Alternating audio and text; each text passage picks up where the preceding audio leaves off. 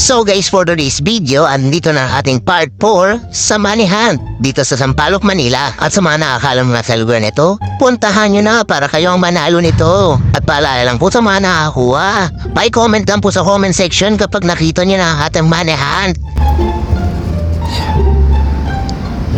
Ipit natin siya dyan. Ha?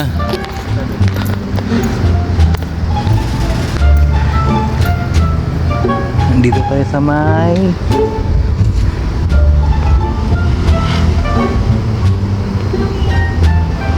hindi kita yung street. Ito dito sa kabila kita yung street. Hindi. Ayan.